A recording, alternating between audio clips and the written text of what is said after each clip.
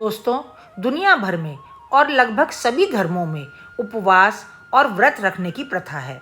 यह प्रार्थना के साथ जोड़ दिया जाता है ऐसा कर्म है कि जब हम उपवास करते हैं तो हमारे विषाक्त पदार्थ शरीर से निकल जाते हैं और हमारी प्रार्थना ईश्वर के प्रति और अधिक प्रामाणिक और गहरी हो जाती है।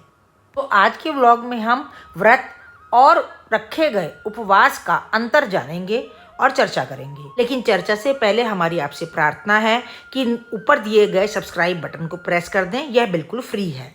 उपवास शब्द संस्कृत के भाषा से लिया गया है, जिसमें उप का अर्थ है समीप और वास का अर्थ है बैठना या रहना। तो जिसका अर्थ हुआ ईश्वर के निकट रह करके उनका ध्यान करना या उपासना करना। पूर्ण जागरूकता के अभाव में हम व्रत और उपवास को एक ही समझ लेते हैं, जबकि व्रत में कुछ हद तक भोजन किया जा सकता है, लेकिन उपवास निराहार रहना ही होता है। व्रत का अर्थ किसी संकल्प या प्रतिज्ञा को निभाना होता है। आपने रोजमर्रा की भाषा में सुना होगा कि हमने किसी काम को लेने का, किसी काम को पूरा करने का संकल्प, प्रतिज्ञा या व्रत लिया है, जिसमें अपने नियमों का पालन करते हुए भोजन किया भी जा सकता है और नहीं भी। वहीं दूसरी ओर उपवास का अर्थ ईश्वर के समीप बैठना, उनका ध्यान करना, अन्न जल का पूर्ण त्याग करके निराहार रहना होता है।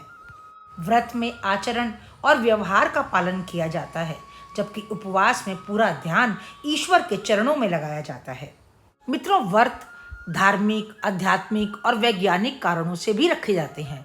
धार्मिक रूप से यह भक्ति और ईश्वर की आराधना का माध्यम है, जिसके द्वारा भक्त ईश्वर का आशीर्वाद प्राप्त करता है और अपने पापों से मुक्ति चाहता है। आध्यात्मिक रूप की बात करें तो यह मन को शुद्ध करने, आत्म अनुशासन बढ़ाने और ईश्वर पर ध्यान केंद्रित करने का तरीका है।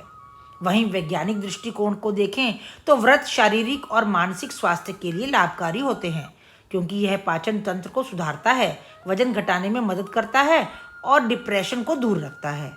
यदि शारीरिक और स्वास्थ्य संबंधी नियम हम जाने तो उपवास के दौरान दिन में सोना वर्जित है। ब्रेड, बिस्किट और मैदे से बने हुई वस्तुओं से परहेज रखना चाहिए। इस दौरान केवल पौष्टिक और पचने में आसान चीजें जैसे फल, दही, साबूदाना, शकरकंद ऐसी वस्तुओं को भोजन में शामिल करना चाहिए।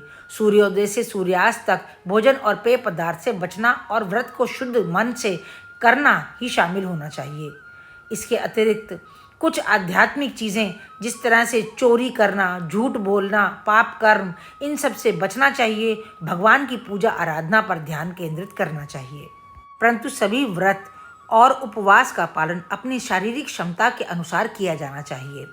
खास तौर पे गर्भवती महिलाएं, मधुमेह के रोगियों, बच्चों और कुछ स्वास्थ्य समस्याओं वाले लोगों को उपवास से बचना चाहिए। यह आपकी सेहत और आपके लक्ष्य पर निर्भर करता है कि आप कितने दिन का, किस प्रकार का उपवास रख रहे हैं।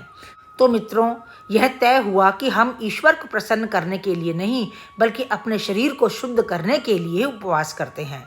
तो मित्रों, आज के व्लॉग में बस इतना ही। आपको हमारी पोस्ट अच्छी लगी हो तो कमेंट सेक्शन में ज़रूर बताएं। मिलते हैं अगले व्लॉग में, तब तक के लिए राम राम।